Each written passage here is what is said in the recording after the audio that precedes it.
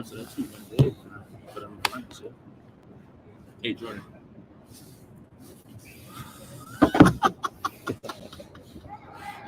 All right, it should be live here. Let me keep this low key somehow. Test, you can hear me.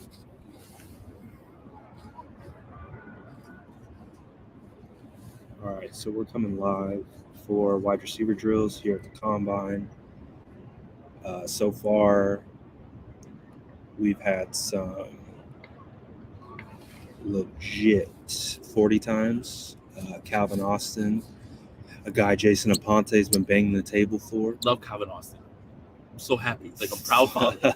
4.32 40. 40-inch vertical. 40-inch vert. Blew up the Senior Bowl and is continuing to blow up the Combine.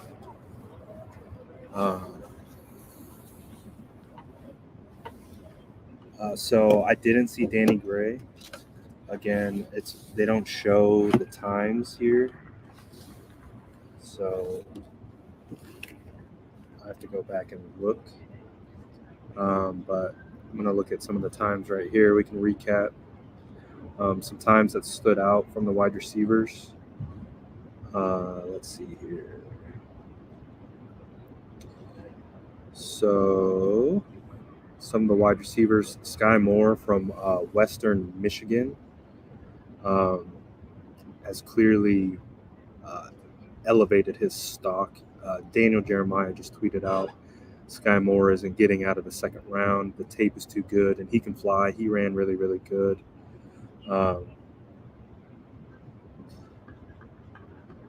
Let's see. One of the guys that I was looking for, of course, David Bell. He ran a... Jordan's moving over to Seahawks coverage. Just like everybody does. Good thing you checked. Good thing you checked. Jordan's about to be a Seahawks guy. Yeah, I know. Met Pete Carroll, so. I know. Jordan, breaking news. Jordan met Pete Carroll, head coach of the Seahawks, so he's officially switching allegiances. He covers the Seahawks now. He now covers the Seahawks. He doesn't cover the 49ers anymore. He's now a Seahawks fan. Oh goodness. Let's see what else we got. Bo Melton. Melton ran a really good time. Ooh, who's that? Kevin Austin Jr. looks smooth. So we're watching on-field drills right now. We got David Bell. This is my crush. Didn't run great in the 40. Ran a 4.62. Which is kind of what I was anticipating. We talked about that earlier on the live. He looked really nice. You got Treylon Burks out of Arkansas running the gauntlet right now. He's just smooth criminal, natural. He doesn't look like he's trying too hard, and I think that is one of the prerequisites that come along with being smooth. Is it looks effortless. This is a guy, Dixon, out of Nicholls State, that I've watched a little of, and I actually really like what he brings to the table. Is kind of a bigger body wide receiver who moves well. This is Jahan Dotson out of Penn State. Oh, Drummond? He had trouble in Mobile. Let's see if we get a little bit better.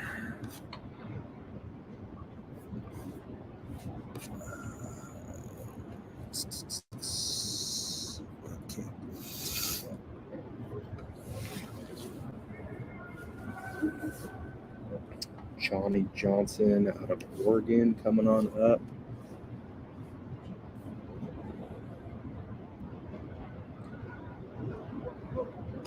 Not too bad.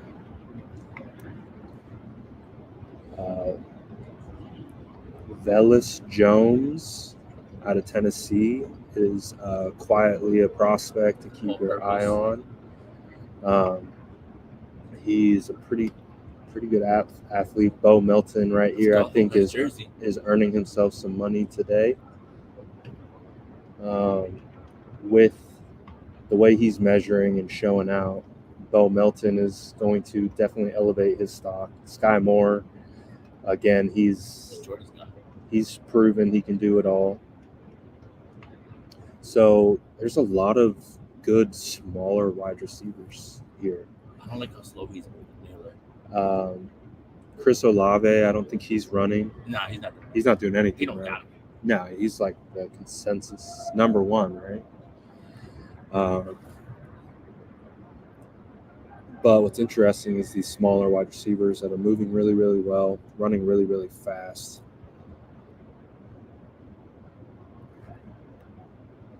Now they're going to switch sides for the gauntlet. Let's see what else we got here. Yo, tell your followers, man, 29 more. Go follow Jason Aponte on Twitter right now and get him to 10K. 29. Right now. Now. Get him to 10K now. Now. Treylon Burks looks good. Again, we saw him just do the gauntlet. Calvin Austin running the gauntlet right now. Jumping up a little bit. I remember. It's his.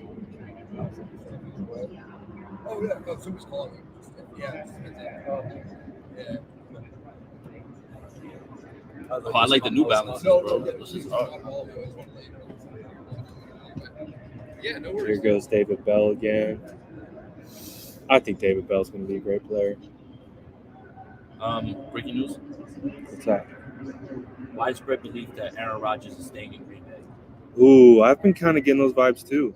I mean, I felt like when he talked to the MVP on this, that it was kind of like that was a good vibe. He reconciled and he knows, and LaFleur's not going to get rid of him because he got to start over. It feels like Green Bay could sign him for like a 1-year deal. That's it. And they're going to they'll tag Adams, yep. Keep them together for 1 more year, and then they'll do it again. They'll do the dog and pony show the next year. Tag him twice. Yeah. Or they'll see what happens. Would Adams want that though? Would he want the tag? I don't know. That's be interesting. Who'd that come from? The Athletic. Jason just told me the Athletic is reporting that it looks like there's a widespread belief that Aaron Rodgers is coming back. Widespread belief that Aaron Rodgers is going back to Green Bay. So that would be interesting. Of course, that has an impact to the 49ers because that would mean he's staying in the NFC. And that would, all things considered, if the 49ers make it back to the playoffs, there is another situation of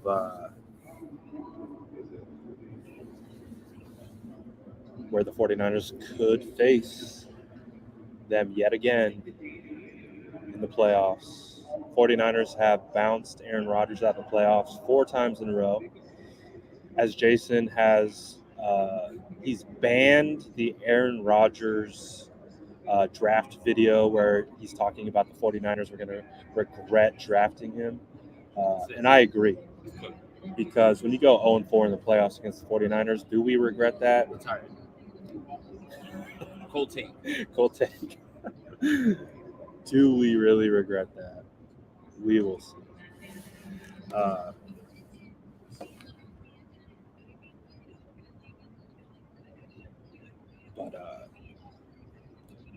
This is a really good wide receiver class, man. This is a really good wide receiver class. I think there's going to be a lot of middle tier wide receivers that prove to be pretty damn solid in the NFL.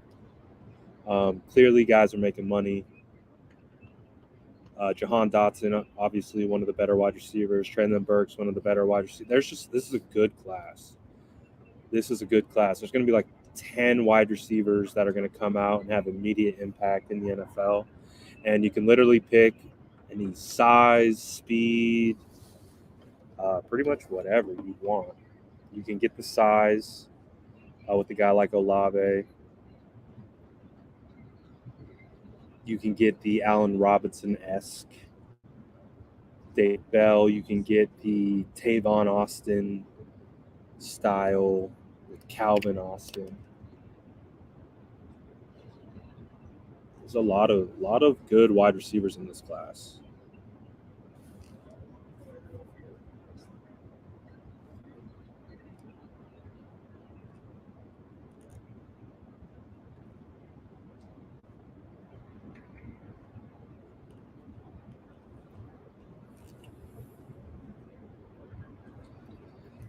I don't know if there's a second group that haven't gone yet. From everything that I can see on the field, it looks like this is all of them. I see quarterbacks right now doing broad jump, kind of at the bottom left-hand corner.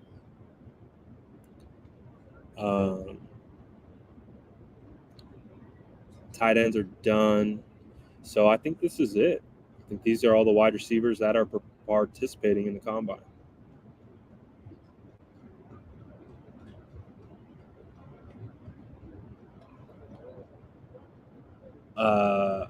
Unless there is another group, there could. I don't know. I didn't hear the announcement. I wasn't paying attention.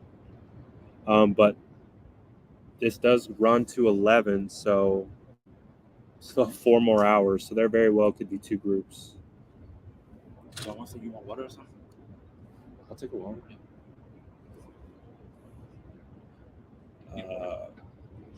Let's see, what do we got here? We got a little slant route action. Seeing how these guys move.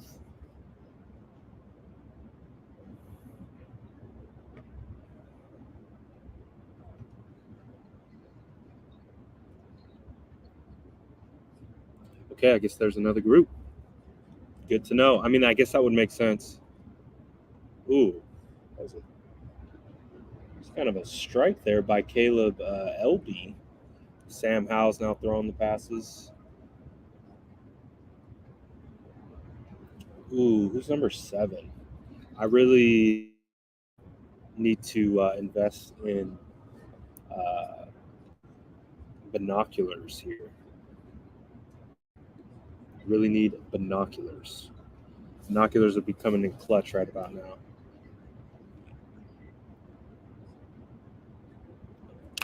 So Christian Watson didn't run. Yeah, so that makes sense. That makes sense that there's still 4 hours left. Still 4 hours left. So that would make sense that they're going to kind of run this through another time. I wonder if they have a completely different set of quarterbacks as well. That would make sense. Because we haven't seen Malik Willis throw with this group. So yeah, that makes sense. Sounds like we're gonna have another group.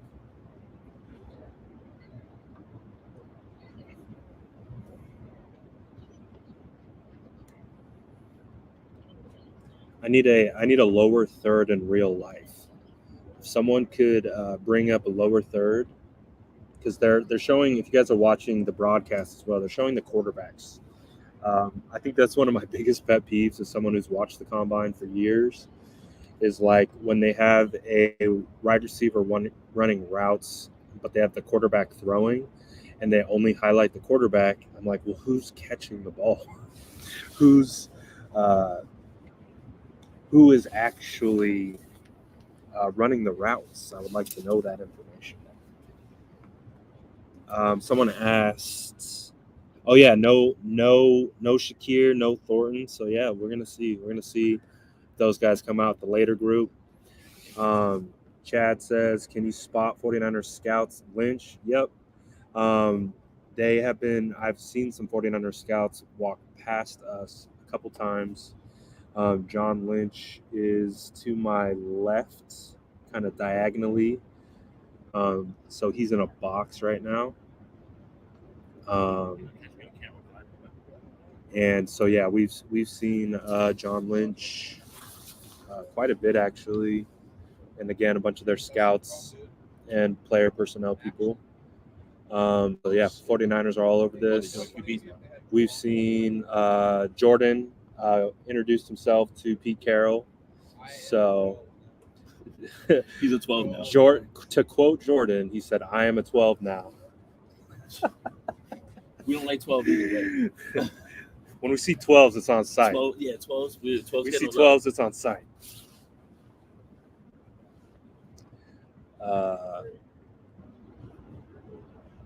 Yeah, no, dude, it's cool, man. It's crazy. We've had McAdoo walk by, former Giants head coach, now OC for the Jacksonville Jags.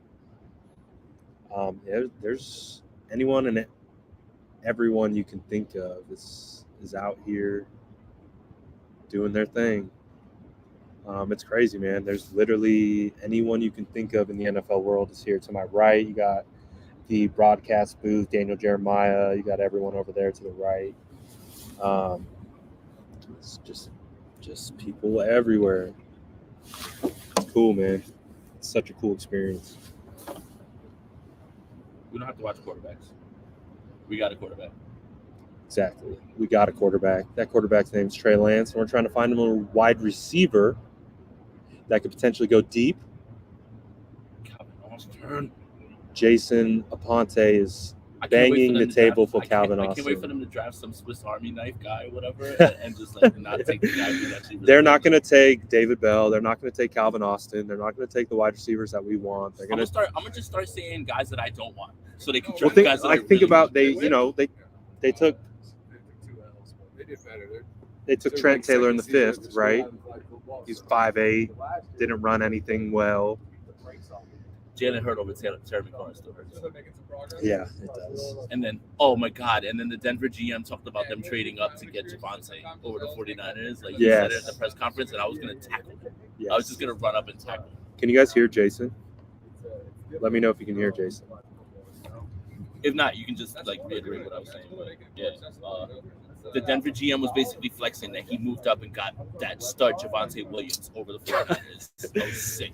Javonte Williams. Did he say that though? He said no because the question was asked about how aggressive would they be in free agency or in the draft with quarterbacks, and he's like, we've been aggressive in everything. He was like, that's why we moved up to get Javonte Williams, and I was like, what did he just say?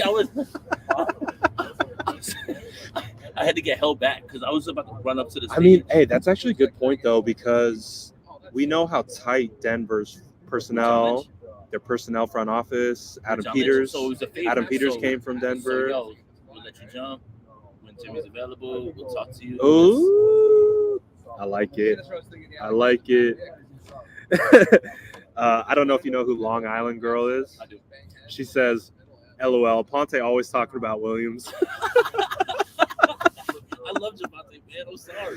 Hey, and there's a lot to love. He led the league in yards after broken tackles or broken tackles. Broken tackles per touch. And I think Elijah actually led in the yards after contact. But he had the most broken tackles with the least amount of attempts. And then the Denver GM double got me mad and said, we're definitely open to bringing back Melvin Gordon. And I was just like, oh my God. It's just like, wow, man, like, what are you doing? The football gods are teasing you at this point. He's infuriating me right now at this point, bro. That Denver GM's got to come. He's got to come. Don't take my Javonte. Huh? He does owe me. He owed me twice. First he flexed the fact that he moved up in front of the 49ers to get Javonte, and then he told me that Javonte's going to be in a timeshare. And I was just like, wow, dude, like, you cut me twice. Come on, David. Sorry, guys. That's not 49ers. Come on, David. Ooh. Come on, David. Jordan said he owns me. The Denver GM is my mortal enemy. I would agree at this point. You're owned by the Denver one? Me and the Denver GM got on-site beef, but I see this on, bro. Yeah. Here we go. All right, I'm taking a break from my work to come talk to you guys because I love you all. I just have to tell you guys that the Steelers general manager absolutely dunked on me. And the first question I asked at this combine, I tried to see if I could bait him into answering a Jimmy Garoppolo question, and he stared into my soul and basically told me to How dare Shut you? up. Yeah. It was How pretty, dare it was you? pretty epic, dude. I'm not gonna lie. I also got shushed by Jacina Anderson. I did too. That was the best part. She was definitely like, "Yo, shut up." While Cliff Kingsbury was talking. Yeah, so we're definitely making our mark on the combine. That's Oh for yeah, sure. this is. A-Rap Report doesn't know my name, but he knows my face. chat? They're laughing at it. Yo, Josina Anderson was just like, "Yeah, guys." Oh, she dapped me up after. We're Yeah, cool she now. got We're tight. But Forcible that too. I didn't know she was like that. Forcible. she shushed me, man. It happened. It happened for real. It happened for real. Stonks to the moon, though. Jason and Jordan have been absolutely killing combine coverage. If you guys haven't seen the reports, James Cook met with the 49ers as well as Christian Watson per Jason and Jordan. Stonks, It's a baby. big day. It's a big, big So what do you? day. Oh, she's. How are you saying that? This? Yeah. They're not flagging it, so we to the moon, baby. I totally respect Shu's dedication to get closer. You can see him in the bottom this left. Long Island girl's owning Jason. She's like, Jason's always talking about Williams. Yeah. I am always talking about Javonte. She knows me. She's not owning me. She's owned him. Everybody's not owning me. Hey, own him, Long Island. I'm not girl. owning- you're Own him. Own him. Hey, tell him that Jersey's fake and Long Island's really where it's at. Get his ass. Ever since I put that Javonte Williams is better than Elijah Mitchell, I just been getting cooked. Yeah, it's constant. I mean, he is. Huh? He is. I know he is, but I'm still getting cooked. we love we love Elijah Mitchell, But but he's not better than he's Javonte. not better than Javonte, at least now. Yeah, Right. he's insanely good. That's And what he can I'm do saying, man. The everything. Denver GM keeps talking about Melvin Gordon, man. I wanted to jump up there. Like, why are you still talking about this man? Javonte Williams and Michael Carter were so good they tricked people into thinking Sam Howell. Yeah. Now he's going to talk about it. It's like, I found Javonte through Michael Carter from Mobile. When I popped on the NC tape, I'm like, who's that other guy? yeah, that was a rare PFF that he had.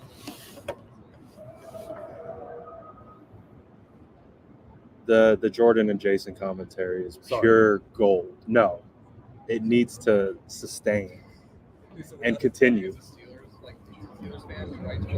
Kevin Colbert owns you Oh my goodness, y'all still there in the chat? I haven't seen a chat come through in like 3 minutes. Drop something in the chat if you're still listening to this nonsense.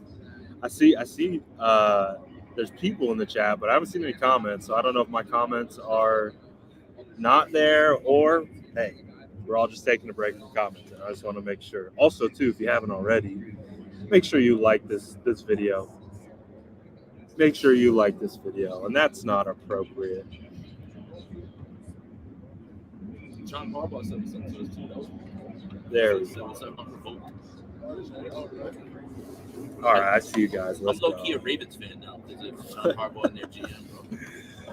One of the biggest takeaways is we're all fans of new teams now. Because the GMs Because and the coaches are nice and they Yeah, say we. stuff to us. Oh, now they're going deep though. This is where we're gonna have some fun. Was that Howell? Yeah. David Bell. This is my boy. I would say one of my takeaways from David Bell is, I could see some of the athletic limitations. I comped him McLaurin, but McLaurin was a very good athlete in regards to, how he ran and things like that. I could see how David Bell's little, maybe not as twitched up as, maybe you want, but still he's catching everything that's been thrown at him. I still love him. David Bell Hive still exists.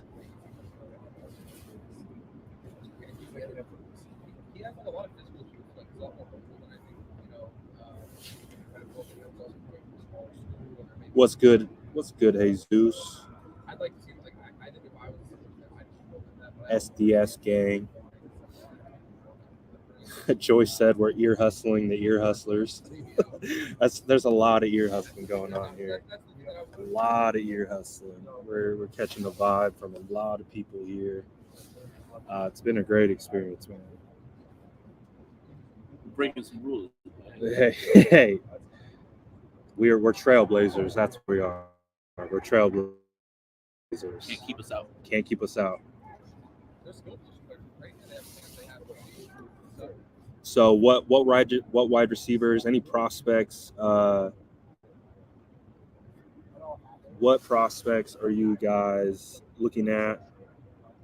Who stood out to you guys from today's drills? Tight ends, wide receivers. That's a really nice throw. Any players that have been standing out to you guys? Because as we've talked about, wide receiver position is going to be a position that needs to be filled, whether it is through the draft or it's through free agency. 49ers are going to have to bring some more wide receiver talent into the building, and it's going to be interesting to see who it's going to be.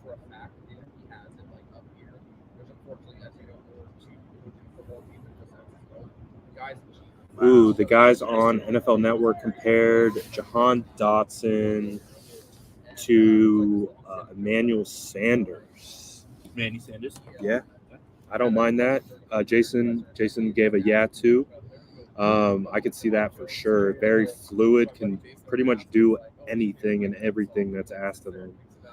The 49ers are in a weird spot. They need somebody who's not redundant, right? Like that's the Yes. thing. Like everybody wants Christian Watson, but Jawan Jennings is a big receiver, right? And I get it. Christian Watson is faster, but it's redundant, right? Like that's why Calvin Austin is so intriguing, right? Yes. Like right now, what you're looking for and what the 49ers have shown you they're trying to replicate by sticking with Trent Taylor for that long and thinking that he was the guy is that they want a little guy, right? So you have your guy who Debo is everything. You can run all the routes. Jawan Jennings is your third down big guy, but you still do need that slot guy, and you still need receiver depth. And not only is he a slot guy, he's a slot guy with explosive ability, man. Like he's everything that Trent Taylor was supposed to be, but turbo. Yes. And if you like Trent Taylor, there's no way you can look me dead in my face and tell me you don't like Calvin Austin. Like, come on. My man's preaching over here, and he's exactly right. You know, there's an archetype that exists kind of currently with the 49ers from the wide receiver position, and it would be nice to see them break the mold a little bit. It would be nice to see some variation from basically a athletic profile aesthetic. Calvin Austin, again, a guy who's earned tons of money, not only at the scouting combine here in Indianapolis, but in Mobile, in Alabama. They're doing a lot of work, but Calvin Austin would fit that kind of wide back hybrid role. Again, I think it's a position that could continue to be elevated. Punt returner. As Calvin Austin had to slow down a little bit, outran a deep ball. So I cover the 49ers. So there is a situation that exists where maybe the 49ers look to get more wide back-esque type wide receivers where you can use them in so many different ways.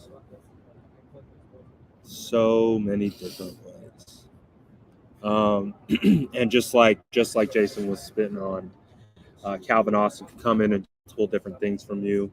Clearly play out of the slot. You can still play out wide. You can use him as a returner. You can use him in a bunch of different ways. Hey man, shout out to Gio the podcaster, the kid from the Eagles, who he runs the podcast and everything. He's up in the booth right now with Rich Eisen and that, man. I'm really happy for him, man.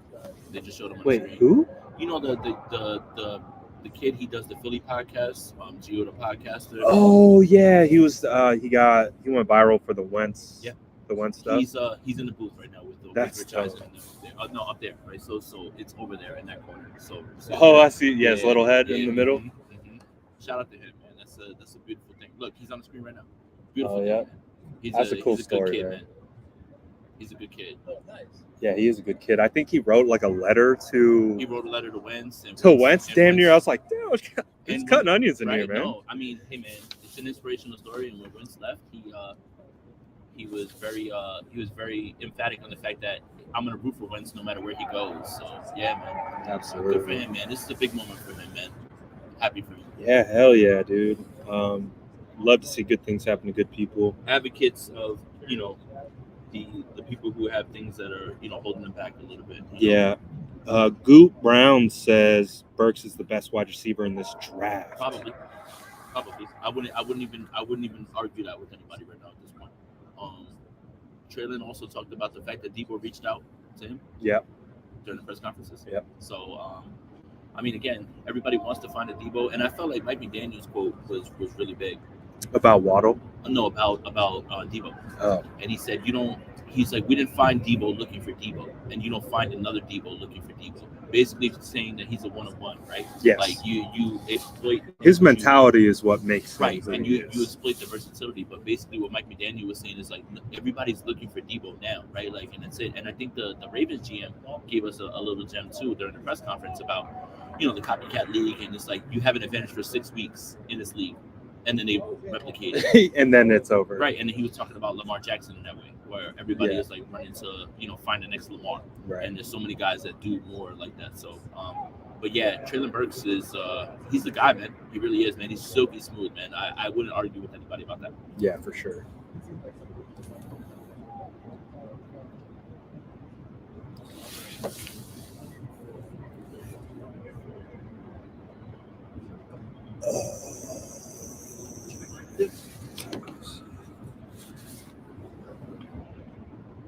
So now it looks like they're switching up drills a little bit.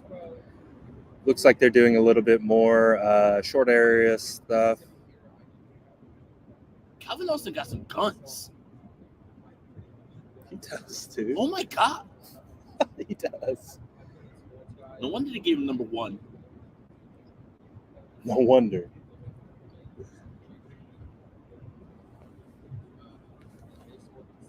No wonder.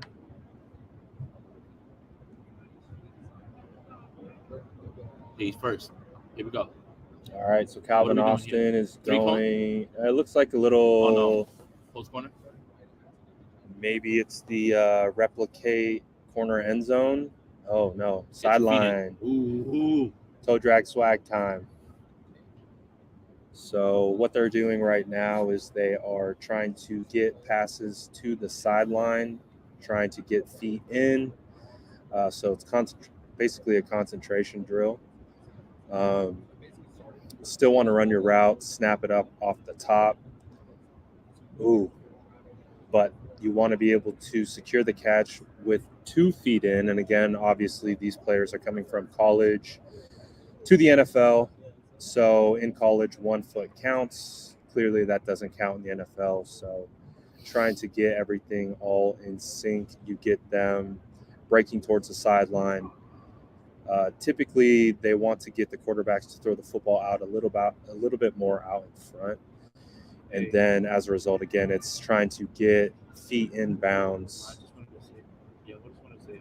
and secure the catch.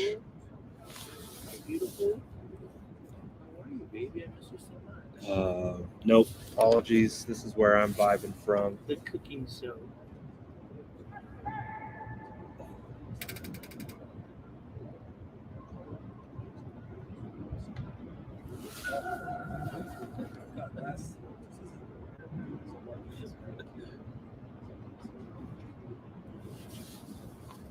The cooking show. But the 49ers, if they want to get a wide receiver, they're going to be able to find one. Again, this is only half the crop here. We still have hours and hours left of the combine. Combine goes to 11 tonight, and it is 11 Eastern. It's 7:30 Eastern right now. So we still got a lot of time left, and we still got a lot of prospects to watch. So I'm excited. I'm excited. Yeah, this isn't going to be your best visual. This is more of a vibe area. This is more of a live chat kind of thing. Like we talked about it a little bit earlier. If you put the actual broadcast on and then just use this as like a live chat, that's essentially what we're rocking with. We don't have fancy field access or anything like that. We're working with a wide angle lens, so I apologize for no close-ups, but that's kind of what we're rocking with, and I'm not going to complain because I'm blessed to be here. This opportunity has been amazing. Just thankful to be in this position, to be sitting where I'm sitting right now. This is an absolute bucket list item. To be here. Who was that? Ooh. Who's number 14? Johnny Johnson out of Oregon. That was a really nice catch. That was a catch. That was a catch. Potentially got the feet in. But yeah, man, this is just, I'm soaking it in right now, man. Like, first experience was being at the Senior Bowl in Mobile last year. Now to be here at the Combine, it's surreal, man. This has been something that I always wanted to do. I think all Jordan and Jason, something that we've always wanted to do is to be here. So it's a pretty cool experience, man. I cannot complain one bit. Gio on NFL Network, kid's a rock star. Let's go, man. So happy for him. Let's It's a go. dope story. So let's see. We got Calvin Austin running up right now. Want to see that.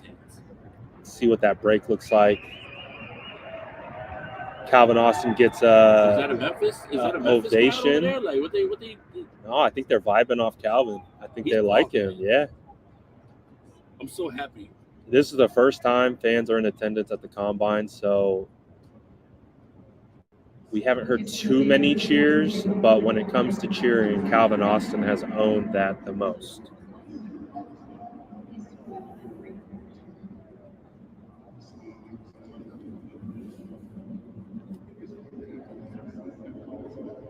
But yeah, man, this is a great experience. Super cool.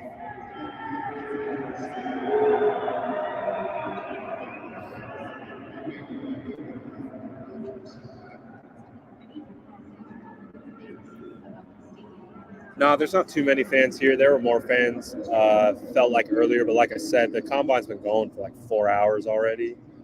So I'm sure fans have tapped out. Again, I'm a huge football geek, but there's only, so much. What was that? That was nice. Yeah. That was nice. Number 7. That's why I said we need to invest in binoculars because I can't see these. Who's number 7? I don't know Who's number the 7th receiver? Because he just made a crazy play on the ball. Was number 7 Bo Melton? I think that was Bo Melton. Hendrick's been telling me to keep an eye out for Bo Melton, and he ran a crazy good 42. So I think that's extremely. Bo Melton is definitely on my radar just from the way he's tested here. Just the way he's tested, just the way he's come out, he's vibe.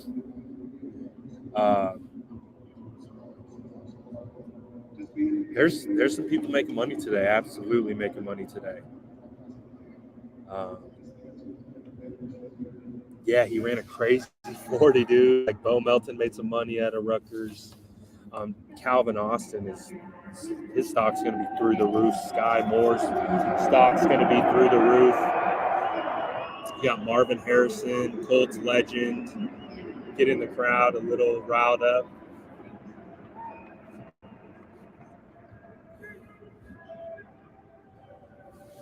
I know we're not scouting quarterbacks too much, but I would say that quarterbacks have been a little bit underwhelming, at least on the deep throws. Sam Howell's here. I know he's one of the higher regarded quarterbacks in this class, and you can kind of see why.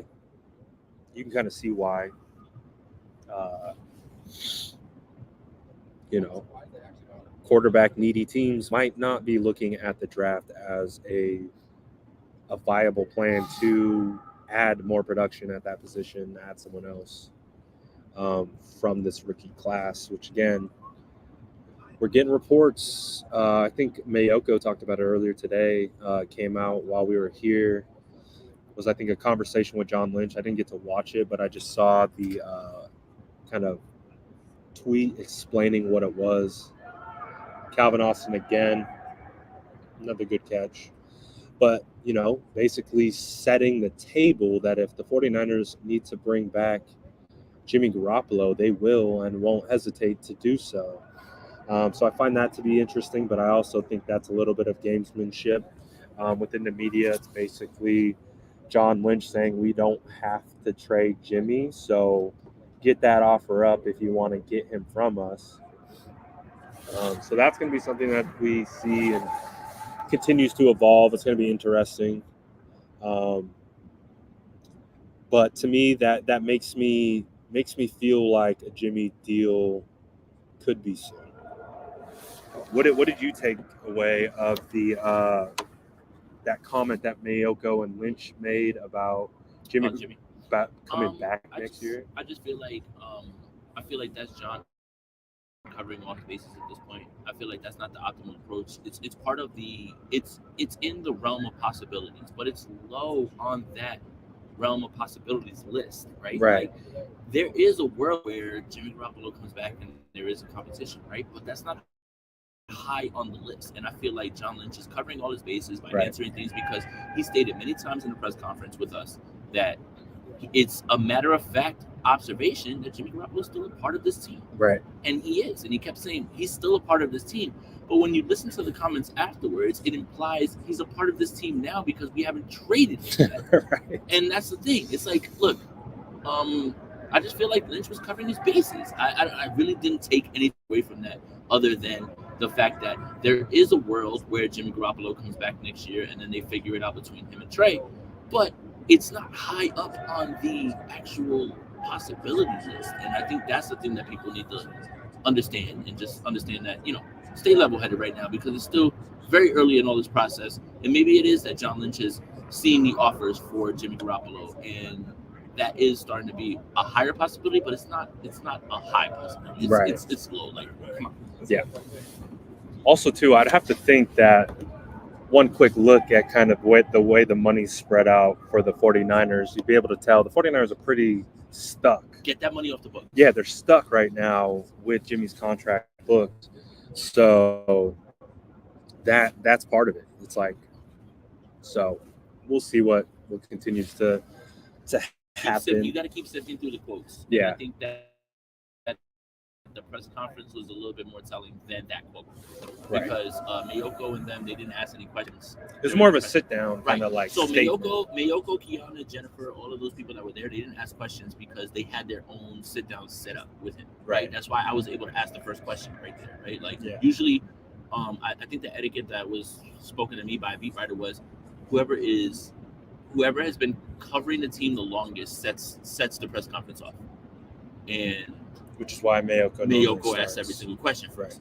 And he didn't ask any questions, and I jumped right in just because it's a free-for-all. That's why I asked that question about McGlinchey. But yeah, I mean, if you watch, you can see it on YouTube. It's there for you guys to listen to. He says multiple times, Jimmy is still a part of this team.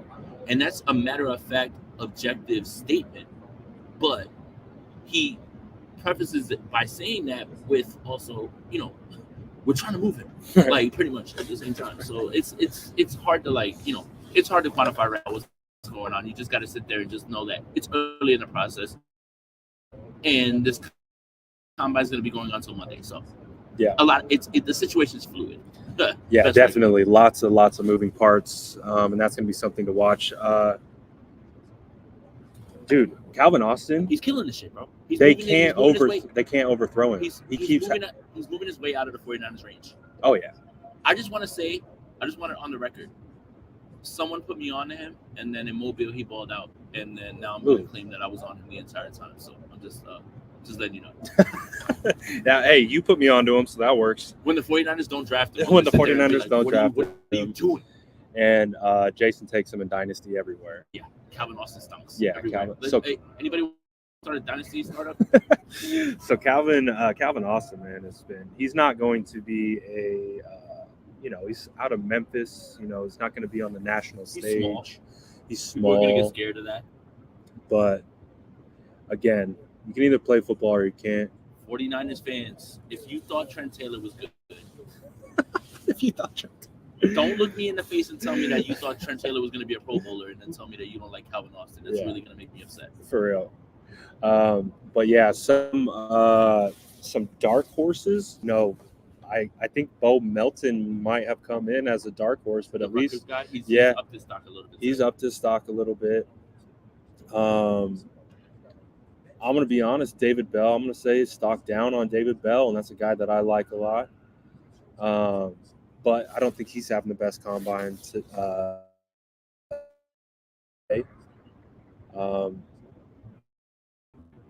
Who else? There's a bunch of guys out here making money. Dotson had some really nice hands, like Michael's pointing out. It's a lot of cool stuff, man.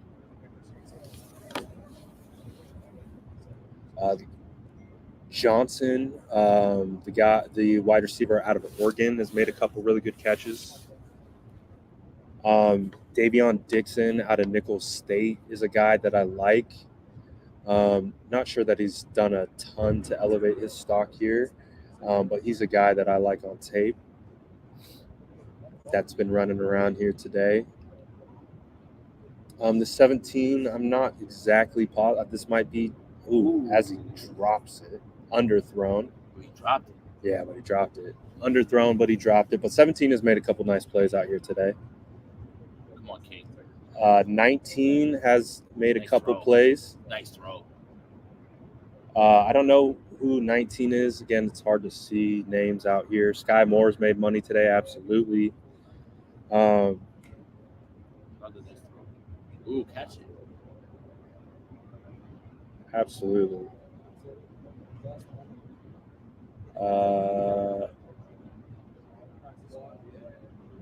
David Bell getting another shot. Let's go. Redeem yourself, boy. Made the catch. Getting love from the Purdue fans.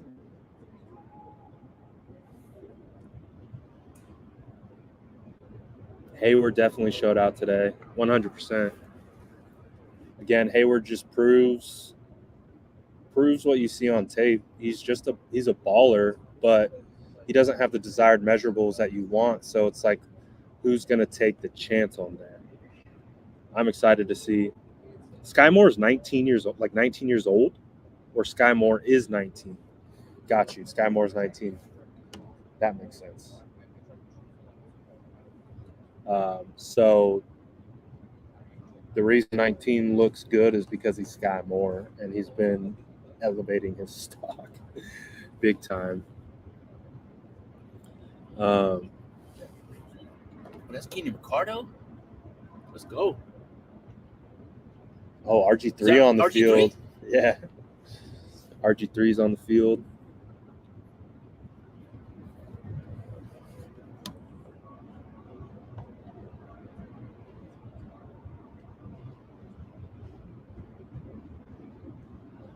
Let's see. Oh, these are going to be the fun ones. They're going to be doing these are they replicate the end zone kind of back corner throws. This is where you get a really good look at the athleticism, because again, they're trying to throw it high. They want them to go up and high point. It's really a drill to see like how well you square up to the ball. The guy that owns Jordan. He's on the screen right now. He's on the screen right now. Jordan. The guy who owns you. He was just on the screen. He just went me off.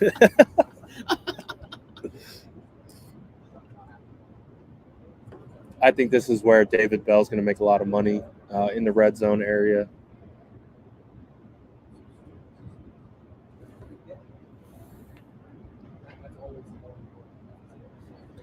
TKO, who do you vibe with? Who's your team?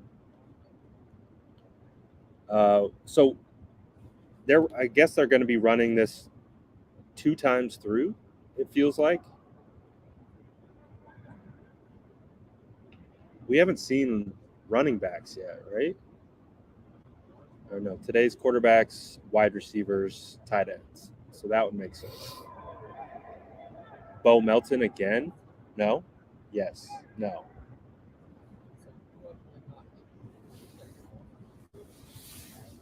But I think Watson and Shakur are going to be with the second group. Just don't know exactly when that will start. But like I said, we're going to 11 p.m. tonight. It's going to be a long night.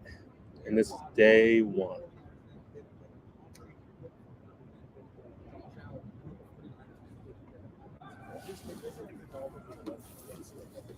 But TKO, who's your team?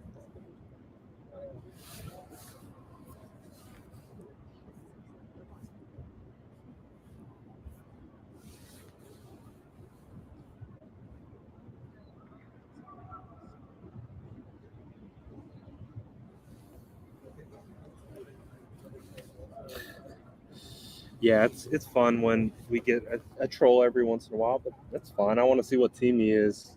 I want to see his allegiance. I want to see.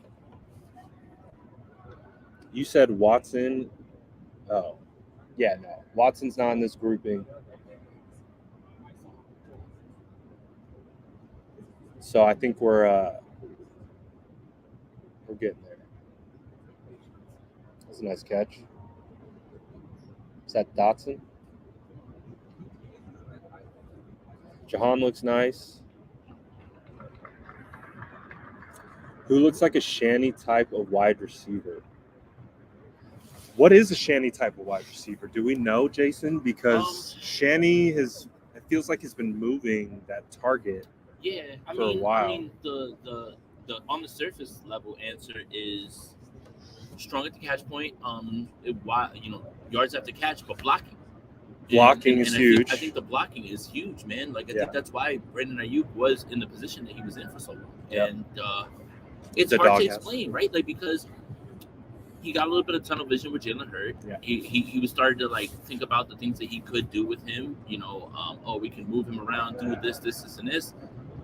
But the traditional wide receiver was right in your face right there. So it depends. Right. Like, I don't know exactly what Kyle's looking for, but Kyle's looking for at times somebody who's going to be extra out of the box and then do a little bit extra. But sometimes the easiest answer is the one right in front of your face. And Terry McLaurin was there for you to have. It all comes back to Terry McLaurin. It all comes back to Terry, man. It does, because he wanted Jalen Hurd, because he wanted all that X Factor stuff, and he used to play running back and all that stuff. Yeah, it all comes down. But you drafted Debo and Jalen Hurd, and you wanted to use them in the same almost exact way. And you could have drafted Debo and Terry McLaurin, and you'd be looking at the 1-2 combo in the league right now. Probably. They saw Terry McLaurin's sub 4.40, and they were like, "That's too fast. Yeah, it's too fast for us.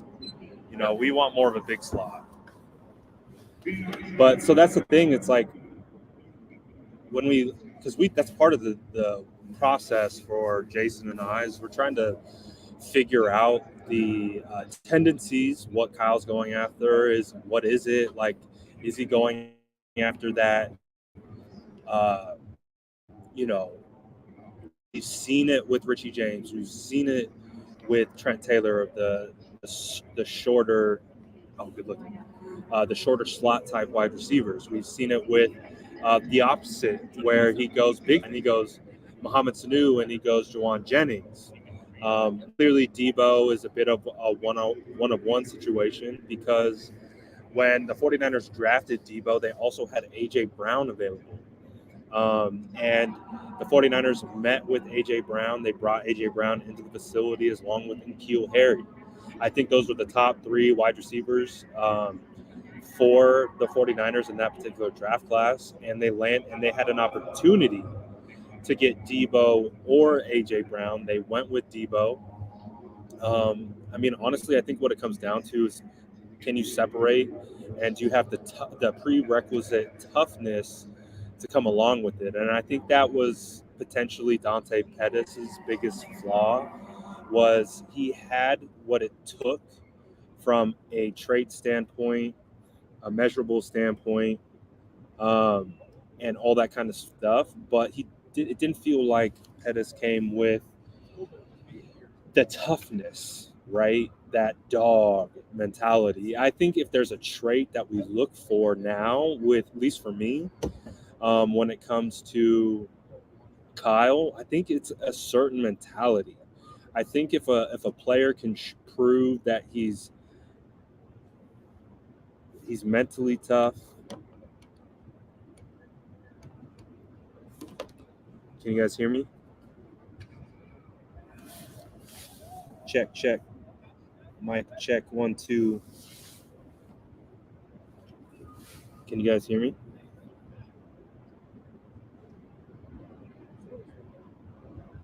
But anyways, back to what I was talking about. Like, I think for Shanahan, I'm less looking at traits because, like we're talking about, he's shown that he's willing to go with a bunch of different type of traits. But what I keep coming back to, as when you look at Juwan Jennings, when you look at Sanu, when you look at what Ayuk turned into this year, when you look at Debo, and some of these guys, they're dogs, man. They get after it. Like, not only are they extremely talented. Oh, you want Rob? Say hi to the folks, Rob. Someone said to throw popcorn at you. Throw popcorn? Who wants popcorn? Don't throw popcorn at Rob, man. How you doing? Go follow the homie over on his channel. We got the whole 49er squad out here, man. We're doing it real big. It's been a lot of fun, man. That's how we roll. That is how we roll. You know that sultry voice. You can't get that mixed up anywhere. But again, I think back to kind of the traits and similarities with Kyle. I'm tagging it more as a mentality than an actual physical tool set or just physical skill set. You know what I mean? Like, I don't know if you guys agree with that. But that's what it's starting to feel like for me. And so if I can start to do a better job of identifying those types of prospects, at least from the wide receiver position, because again, I think part of it, what we have to keep in mind is Kyle's the de facto wide receiver coach for the 49ers. It's been pretty evident, not only through what we've seen, but secondhand accounts, people who've coached with him and know him very well, is he's very, very involved in the wide receiver room. And that's his positional expertise as wide receivers. And he is the one who demands the blocking, demands the toughness, demands those types of things from his guys. And we know Kyle is very demanding. He wants things done a very specific way. I'm starting to, think, yeah, he might be slight, maybe perfectionist at times. He wants things done a very specific way. And that's what he's looking for. Cash the God. Homie dropping in the super chat. Appreciate you, my boy. I appreciate you, my boy. But absolutely. It just feels like it's a mentality thing at this point. Feels like Kyle's got his hands all over the wide receivers. Clearly, you have to be able to block. You have to be able to do things in a very specific way. And I think that's it. Are you coachable? One, got to be coachable. But two, are you tough enough to handle the coaching when it comes at you? Like, everyone can be coachable, but coachable with Shanny is like, when he's ripping you, can you hear what he's actually saying to you? Like, and not focus so much on how he's saying it to you. I think that could be a big part of it as well. So back to like the original question at hand, it does feel like anyone's wide receivers could potentially be in play, just based on that simple fact. Because if they have the mentality and the mindset to do so, then and do exactly that, then you can see that as being a fit for Kyle, whether it's slot, whether it's big slot, whether it's your prototypical outside or someone who is unconventional. Dude, shout out the Cash the God. I appreciate you, my guy. Really do appreciate that, Cash. Cash always coming in, showing love. I appreciate you, my boy. Cash says, hold it down out there, bro. Much love, SDS. Appreciate all the Ardo squad. But yeah, man, this is going to be a fun draft. It's going to be a creative draft. It's going to be still a creative offseason because the 49ers still have to get assets for Jimmy Garoppolo. So that means they could have maybe more draft capital than we anticipated or a higher draft selection than we anticipated. They could have some ace in the sleeve of someone who they're commenting or who they're going after. So I'm excited, man. This is I think it's just getting started.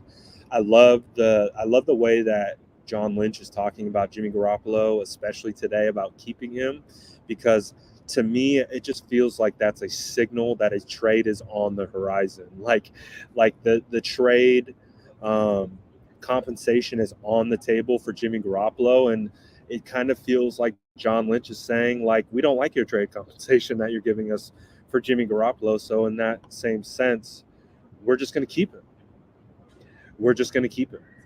And then if that's the case, and to be honest, that is a card that they can play, because I'll be 100. I was on my YouTube channel talking about how, it's gonna be Trey, like it's an open competition, like even though they're not making it, and they talked about how there was a chance Trey took over week 1, but they talked about the finger issue and that thing that happened in the Raiders preseason game where he fractured his throwing finger on his throwing hand. But they've done it. They've kept him, and they've kept him starting all year with all the dogs barking for Trey Lance. Like, they lived it. So I think there is weight behind, whether you think it's a viable thought process that the 49ers keep Jimmy Garoppolo for another year. He has proven to kind of put that out on the table and do exactly that. So I think there's some weight that comes along with that, and it's going to be very interesting to see what happens in these next couple days. Because again, like, where did I see that? Someone had mentioned he's getting traded by the 16th. Right here. Stovey says the trade is happening March 16th. The reason why he's saying that is because that's the beginning of the new league year. That's when the no trade clause disappears. And I think, hey, Long Island girl, I'm kind of in that same boat with you. Again, it's just something that we have to talk about because it's one of the main storylines. But absolutely, I'm with you there. The next thing I want to be talking about is where he got traded to and what he got traded to, and then we can, really move forward with the Trey Lance hype train and all that. So I hear you, but it is going to be something that we got to monitor, and I think it's heating up. To be perfectly honest with you, like, there's a reason why all these people are here. And this is where deals get done. If you don't recall, the 49ers traded up to number 3 overall at Zach Wilson's Pro Day, which happened to have almost the entire NFL in attendance. As you guys remember, when they went through the Pro Day circuit again, they had everyone there, and that's when they did it. Everyone's like, get me out of here. Get me out of the QB talk. I agree. The QB talk has been very crazy. I like this question. What are the primary needs for the 49ers? I think Interior offensive line is going to be primary. Obviously Alex Mack is returning, which is good, and that's a good thing.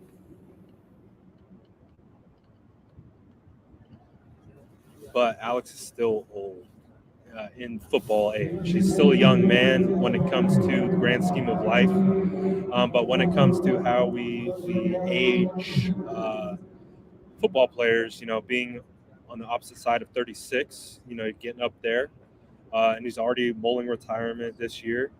And there is a potential for him to retire next year, and likely a high potential at that. So it would make a lot of sense for the 49ers to go after center, to go after a guard, a guy that you can sit behind Alex Mack for a solid year. And again, Alex Mack is one of the best centers to play this game, specifically of the last decade. And if you can get a young player into that room to kind of sit behind and watch Alex. And, when I talked to Brunskill, what he talked about when he was a young player with the Atlanta Falcons, he said Alex Mack was such a great person to have in the room, because one of the things that Alex Mack does and still does to this day is he sprints from drill to drill. If you know anything about offensive linemen, we do not sprint drill to drill. It's not something that happens, and it's a small thing, but the small things matter, and it speaks to mentality, mindset, how Alex treats the game. Nothing is taken for granted, even running to your next drill in practice in his 13th year. So if you can get a guy in the room to soak up and learn from Alex, get a potential guard to come in and step in, because I could see a world that exists where Laken Tomlinson's where his market heats up a little bit and he gets paid. So I could see that being a specific situation. Long Island Girl says cornerback, edge, or tight end for her, and I think that's really good. Cornerback is lower on my list because I still think very highly of Emmanuel Mosley. I think Emmanuel Mosley's biggest issue last year was just health overall. And Jason Brett's coming back. And we think Jason Brett's coming back. So you also get Jason Brett on cheap. Ambry Thomas clearly proved he's capable, still has some seasoning that needs to occur, still needs to mature a little bit and get acclimated at the NFL level. But still, we've seen what he's capable of. But you need some depth there. Definitely need some depth there at the cornerback position. So like I said, I've always envisioned the 49ers addressing cornerback this year by going into free agency and not spending top-tier dollar on a Stephon Gilmore, a J.C. Jackson, although I'd absolutely love them on this team. And it'd be an instant and immediate upgrade to what we have. They are going to cost so much money that I'd rather, and we've already seen the 49ers and how they kind of build the cornerback position. Again, Emmanuel Mosley is an undrafted free agent. You have Ambry Thomas, who's a third-round draft pick. Has Kyle drafted a cornerback above the third round? Because Akello was a third-rounder.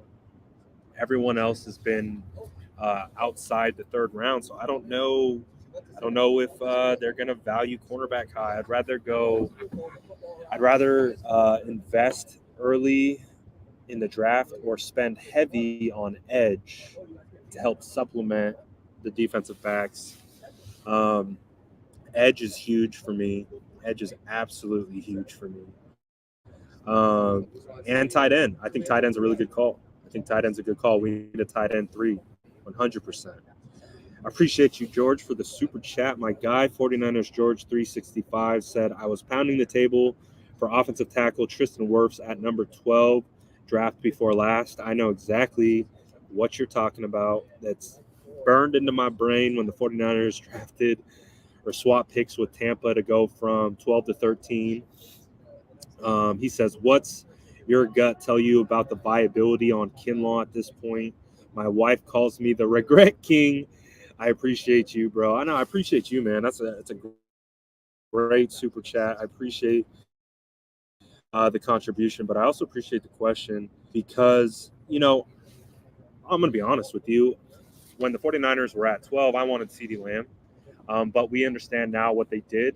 They traded back. They were able to get some additional draft compensation just by dropping one spot with Tampa. Tampa hops up. They draft Wirfs. Of course, the 49ers draft Kinlaw, but they were able to use some of that draft capital that they got in the trade from Kinlaw to then hop back up into the first to grab Ayuk. So I kind of see how they worked it. They were able to get, from at what they perceived at the time was going to be a top tier interior defensive lineman, and you can still get the stud wide receiver. So I don't mind the logic behind it, but I think what happened is they took a guy with knee issues and or has developed knee issues. So it's just you know uh, for lack of a better, it's just a crappy situation for Javon because he posted today. Javon posted today. But I think overall for Javon, it's just crappy because of what's happening with his knee. I really believe if Javon was healthy, he would be a huge impact on this defense because you think about what happens to Nick Bosa. Nick Bosa was the most doubled defensive lineman in the NFL last year. And I think if you have Javon Kinlaw a gap or two over from him, that's not happening because you can't just disregard Javon Kinlaw, a healthy Javon Kinlaw.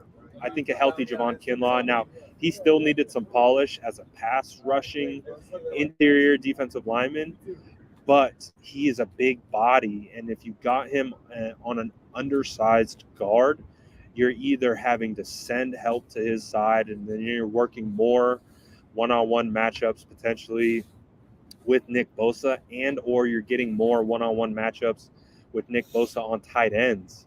So I think the 49ers miss that.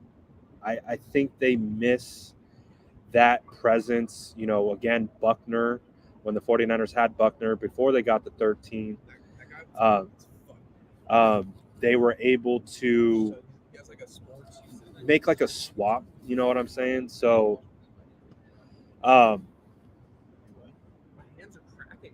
but I just feel like if Kinlaw is healthy and he's in that A gap, that changes the way defenses play this defensive line. You know what I mean? So if Kinlaw can get healthy, we're in good shape. It's just, what is the health of the knee? Is he going to be back again? We saw him in the gym today. That's good.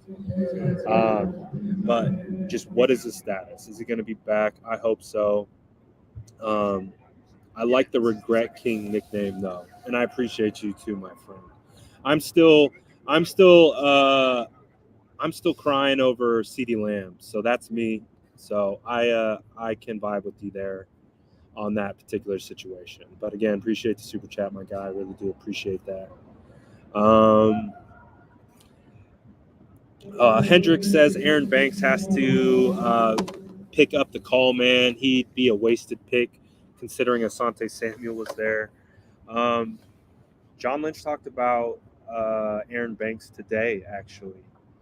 I saw a little snippet from him. He said that just because Aaron Banks didn't play doesn't mean he's not talented, doesn't mean he's a bust, doesn't mean, and again, I will be one to say people don't give Brunskill enough credit because I think they just assumed Banks would, and I even got to that point where I'm like, man, it kind of feels like Banks is just going to step in and start at right guard, but he couldn't dethrone Brunskill, and of course Lincoln isn't going to go anywhere. And so if you can't dethrone Brunskill, then that was his path to starting year one. And I think with the complexity of the offense, this being Brunskill's like third or fourth year in the scheme, I think, and then of course Banks going from left to right, there was just a point where Brunskill was actually in better shape to hold down that spot. But I'm excited to see what Banks does. And I think if the 49ers don't retain Lakin Tomlinson, then that's also a signal that they do believe in Banks, and they think Banks can potentially shift over to that left side. So I'm not giving up on Banks either, too, because to be honest, offensive line is probably one of the hardest transitions going from college to the NFL. The defensive linemen in the NFL are built so much differently than your average D1 defensive line prospect, especially interior defensive line prospect.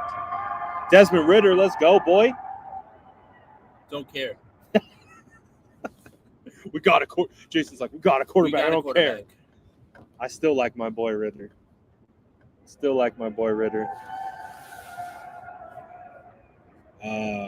But yeah, the transition from O-line from college to the NFL, man, that's a tough one. So I'm not out on it yet. I'm not out on him yet. But I'm looking forward to see what Banks does this year, especially in training camp.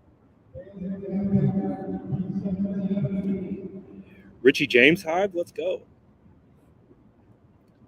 Do me a favor, guys. Could you like this video if you can, if you haven't already? Appreciate that. Thank you very much. Michael wants to get a veteran corner. I want a veteran corner as well. I would much rather, and I think, we get caught up on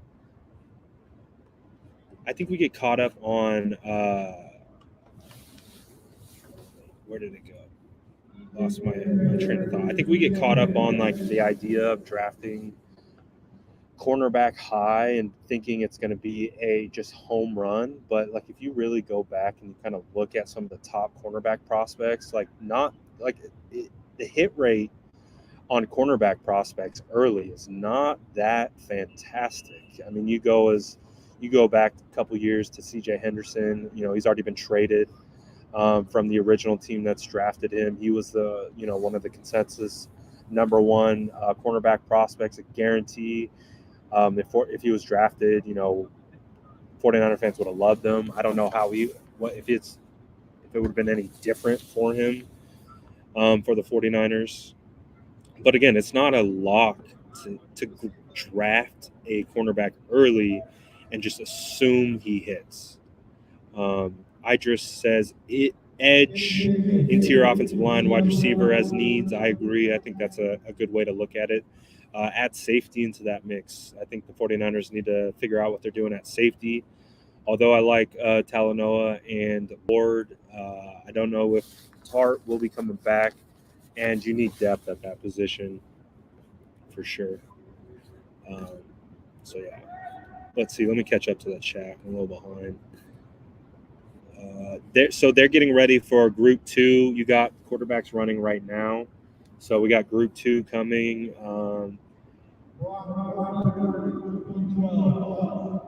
So we'll see who else is running today or what else is on the docket.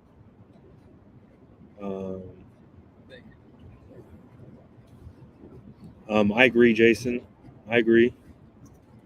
We're looking hopeful up until this point, but we'll see what's going on with Lakin. I think this is underrated point from Keith. I think, I talked to some people behind the scenes when Colton McKivitz didn't make the final 53, and the initial thought from inside the locker room was a little bit of shock because I think they felt like he had earned his spot as one of the rotational offensive linemen, but they ended up letting him go. But he proved, again, Week 18, when the 49ers needed someone to step up at left tackle, Colton McKivitz did that. So I actually wouldn't mind to see Colton McKivitz take over a Compton role if they decide not to bring Compton back.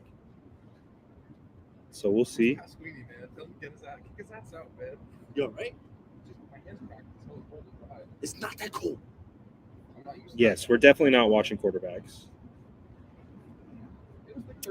Yes, J.C. Horn and Patrick Surtain last year. Surtain's good, and I think Horn will be good. Yeah. Who I'm watching for? That's why he was. I'm So I actually was really looking forward to watching Connor Hayward. Really excited with how he played. And then Denver GM. Oh, excuse me. Hey, I'm excited to see Brett, how these. the guy next to us, completely agrees that Javonte Williams is the one. Yeah, I know. He turned around and was like, "Oh yeah, He was yeah, like, yeah, oh yeah. Who was that guy? That guy? Yeah. Just say he does meal prep for these guys, for NFL players and for some of these guys coming out. That's dope. But So he's like a chef. yeah, I guess. You got Yeah, some he, insight owns the though. company. Yeah, no, he's just chilling. He's a cool ass dude. You You know seem me, cool. I just be vibing. Just vibing, We just vibing vibe. with the sourdough squad in Vibing the with the chat. sourdough squad. Vibing man. with Make the sure sourdough you squad. Hey man, Just sourdough vibing. squad tapped in. Right? Sourdough squad litty, bro.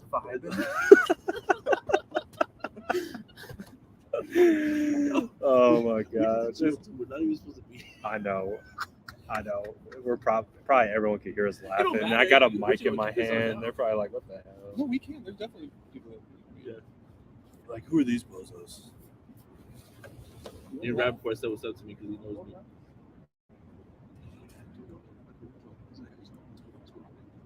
Is it? It's the same thing.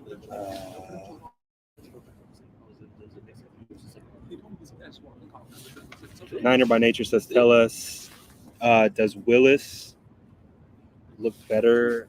What is this? What did I just knock over? Oh, my bad. it's protected. Was Willis look better than Lance? We're about to watch Willis, right? No, man. No, man. No. Look at this guy. And look at Brett. I think Willis is about to throw, right? I think so. This is the prime time juicing. They could probably got this for I the am. West Coast audience. Oh, that's a good point. That's a good point. So Britt, your girl's wild. Jordan made a good point where this is kind of the prime time for the West Coast or East Coast.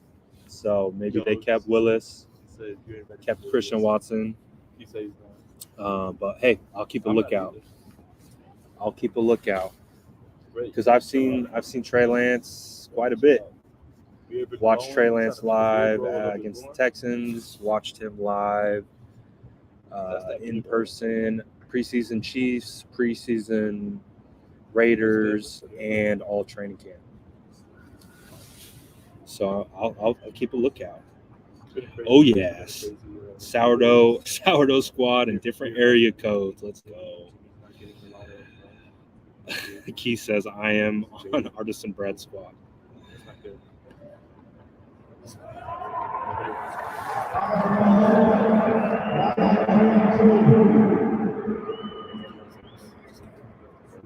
Someone ran fast. All right, guys, I'm gonna take a little break. I'll tap in with you guys maybe a little bit later, maybe tomorrow. We'll see. We're fluid here at the NFL Combine, but I might be coming back in a little bit. Appreciate you guys for tapping in. And 4.26, that's what he ran? Who was that? Who was that? I wish they put up the times, man. Kyle Phillips, I think they're Kyle Phillips. Keep a lookout for Place. Place just ran a 4.26. Holy crap. That's insane. He didn't answer the second part of it. That's crazy. They wiped my heart away from my question. Olave ran a 4.26. I'm confused.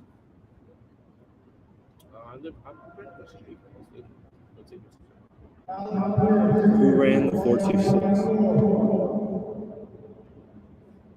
Chris Olave ran a 4.26. That's what everyone's telling me. If Chris Olave ran a 4.26, he's number one wide receiver, unquestioned. Hey, FaceTime me at that. Who do you think is? You think so? You'll be like, hey, stop. That's a good point. 4.26 is insane.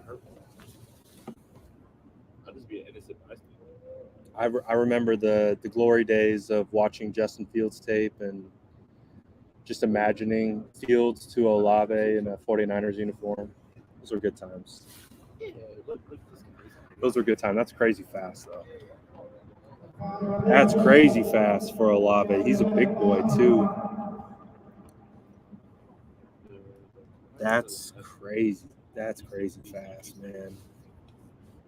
8 for you. 8 for you. I'm excited about this class, dude. I'm excited about this wide receiver class. I think there's a lot of opportunity. There's a lot of solid wide receivers. It's going to push some really solid guys down. Very, very excited. Very excited. But I'm going to take a break, guys. I'll maybe tap in with you guys in a little bit. I appreciate you vibing with your boy. Peace.